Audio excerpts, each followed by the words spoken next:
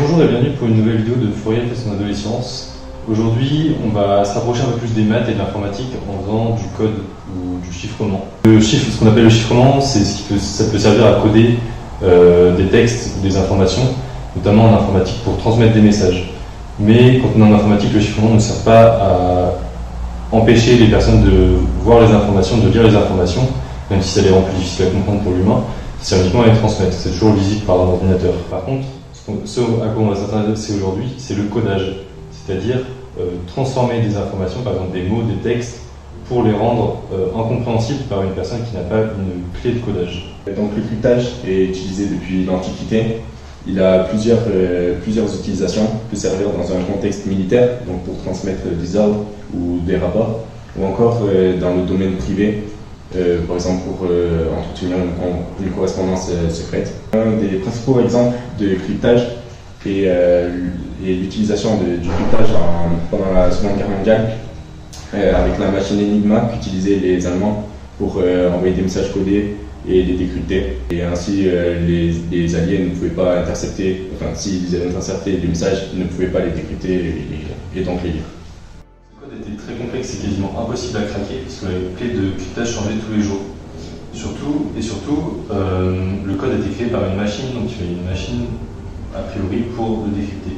C'est Alan Turing, maintenant célèbre mathématicien, qui a travaillé sur ce problème et a inventé une machine permettant de décrypter le code d'Enigma. Sa machine est d'ailleurs maintenant considérée comme l'ancêtre des ordinateurs. Donc le cryptage des informations est un enjeu très important de nos jours parce qu'on vit dans un monde ultra numérisé et donc il est parfois très utile de crypter des données, par exemple des données personnelles ou des données bancaires.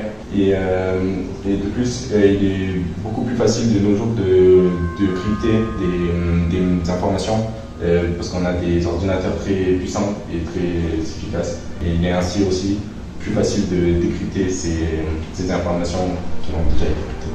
En cryptographie, le chiffrement de César, ou aussi appelé le code de César, était un code utilisé dans l'Antiquité par Jules César, de son nom, et qui repose sur le décalage de l'alphabet. C'est un des codes les plus simples qui existent et qu'on connaît très bien aujourd'hui. Pour ce chiffrement, on obtient le texte chiffré en remplaçant chaque lettre du texte original par une lettre située à distance fixe et toujours du même côté dans l'alphabet. Pour les dernières lettres, donc dans le cas d'un décalage à droite, on va revenir au début de l'alphabet. Par exemple, avec un décalage de 3 vers la droite, le A va se transformer en D, le B va se transformer en E, le C en F, et ainsi de suite jusqu'à la lettre W qui va se transformer en Z. Et ensuite, on va revenir au début de l'alphabet, donc le X va se transformer en A. Donc la longueur du décalage, donc 3 dans l'exemple que je viens de vous évoquer, elle constitue la clé du cryptage et qu'il suffit donc de transmettre au destinataire pour que celui-ci sache décrypter le texte décrypté. En effet, il n'aura plus qu'à appliquer le même décalage, mais cette fois-ci pas vers la droite, mais vers la gauche, pour obtenir le texte original qui a été envoyé. Dans le cas de l'alphabet latin, le chiffre de César n'a que 26 clés possibles, parce qu'il n'y a que 26 lettres dans l'alphabet. C'est donc un code assez simple à déchiffrer, mais il y a d'autres possibilités d'autres codages qui ressemblent beaucoup au chiffrement de César. Par exemple, on peut prendre un nombre avec donc, plusieurs chiffres, par exemple une date. Donc une date, on prend une date à 8 chiffres. On prend le texte qu'on veut crypter, on place la date, on écrit la date en dessous de chaque ligne du texte, avec à chaque fois un chiffre en dessous d'une lettre.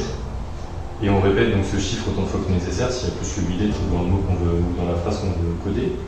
Et ensuite, on considère que le chiffre qui est en dessous de la lettre, c'est le nombre, c'est le décalage qu'on va appliquer sur cette lettre pour coder le mot.